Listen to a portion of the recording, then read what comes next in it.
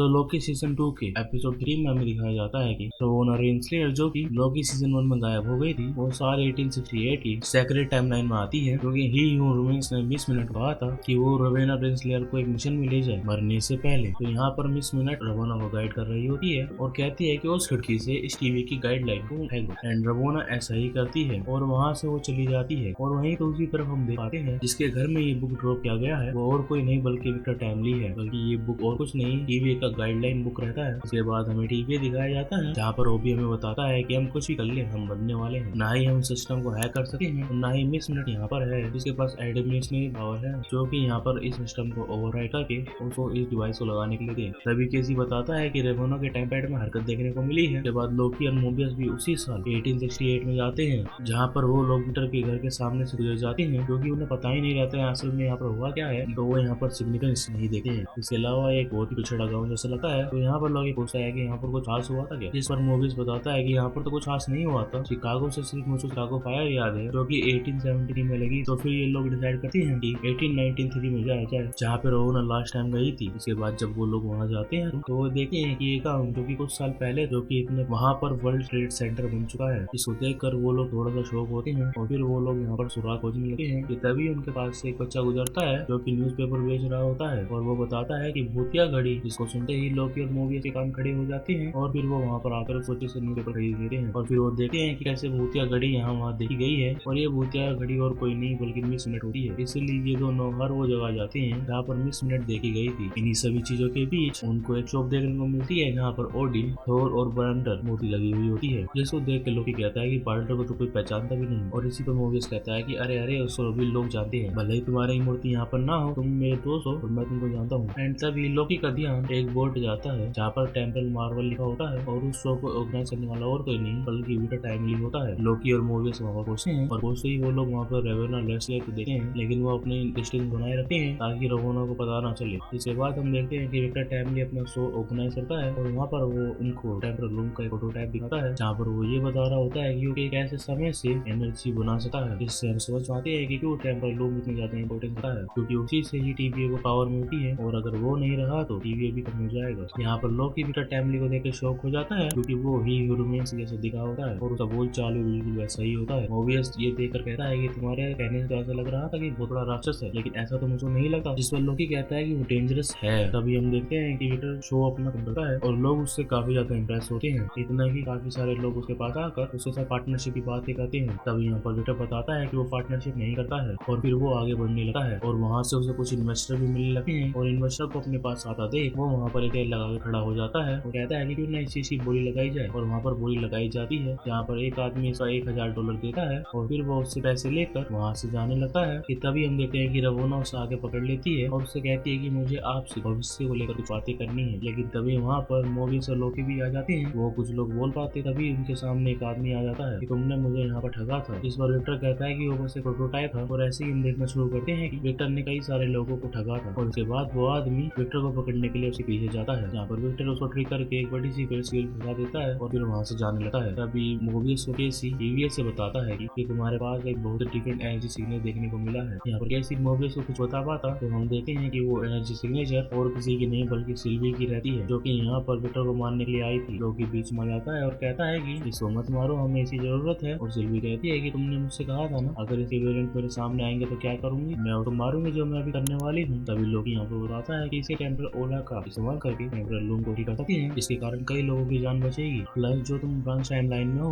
वो भी उसी स्टेज में रहेगा। अगर ये बंदा मर गया तो वो सब कुछ खत्म हो जाएगा। सिल्वी यहाँ पर गुस्से में रहती है तो वो इस बात का जवाब ना देते हुए ये कहती है कि अगर ये बंदा अपनी जिंदगी नॉर्मली जीता सब कुछ ठीक होता, लेकिन टीवी वालों को हर जगह टांग अड़ानी है। और फिर वो वहाँ पर लोकी के सामने उस बुक को फेंक देती है जो कि टीवी का गाइड बुक रहता है, जिसको रेवोना ने नेक्स्ट एपिसोड की शुरुआत में विक्टर को बचपन में दिया था। यहाँ पर लोकी एक सबसे का थोड़ा सा रोक होता है, लेकिन फिर भी वो समझाने की कोशिश करता है। यहाँ पर हमें लोकी वर्सेस सिल्वी देखने को मिलता है, जिसके बाद से ये दोनों उस फेरिस व्हील के नीचे गिर जाते हैं और फिर जो रेवोना रहती है वो मिस मिनट को आजाद कर देती है और जो भूतिया घड़ी वाली कहानी होती है और वैसे ही ये पूरा साइज बड़ा कर लेती है और डरा के सबको वहाँ से भगा देती है। ये भी बहुत बड़ा डिस्ट्रैक्शन क्रिएट करता है, जिसकी मदद से रेवोना वहाँ से विक्टर को साथ लेकर वहाँ से भाग जाती है। जब ये दोनों घर पहुंचे हैं तो हम देखते हैं कि विक्टर उसको कुर्सी पे बैठाता है जिसमें कई सारे फीचर्स रहते हैं। उसके बाद रेवोना और विक्टर उस जगह से निकल जाते हैं और अपनी लैब तक बढ़ने लगते हैं। तभी वहाँ पर वो डायरी दिखाता है और डायरी में कुछ डायग्राम्स हम देख पाते हैं और हमको एक स्केच दिखाया जाता है जिसने भी क्वांटम मेनिया वास की है उसको ये बताओगी क्या है। और बेसिकली हम यहाँ पर देख पाते हैं कि रवोना विक्टर के काफी करीब आने लगती है और यहाँ पर वो गलती से यूज कर देती है वर्ड पार्टनरशिप। तो सुनते ही विक्टर थोड़ा सा बैकअप कर जाता है और इसी बात से मिस मिनट भी खुश हो जाती है जो कि इतने समय से जल रही थी क्योंकि यहाँ पर विक्टर मिस मिनट को भाव ही नहीं दे रहा। इसके बाद हमें दिखाया जाता है कि वो रवोना को बोट में ड्रॉप कर देता है और फिर वो वहाँ से चला जाता है। यहाँ पर मिस मिनिस्टर भी एक सिनिस्टर स्माइल देती है। फिर हम देख पाते हैं कि विक्टर टाइमली मिस मिनट को अपने लैब में लेकर आ गया है जहाँ पर वो अपने कीमती सामानों को खोसा है और वो सब मिल भी जाता है। और वहीं पे मिस मिनट पूछती है कि क्या तुमने मेरा अभी तक 20 मॉड्यूल बनाया है या फिर मुझे बनाने के बारे में सोचा है। इस पर विक्टर कहता है कि नहीं अभी तक मैंने अभी तक नहीं सोचा। इसके बाद यहाँ पर मिस मिनट बताती है कि उसको जब शुरुआत में बनाया गया था तो वो बस एक चेस खेलने वाली एक एआई थी जो कि उसके साथ सिर्फ चेस खेलती थी और बातें करती थी। इसके बाद से ही रोमेंस ने परमिशन दे दिया अपने कोड लिखने की और अपनी सोच बनाने की।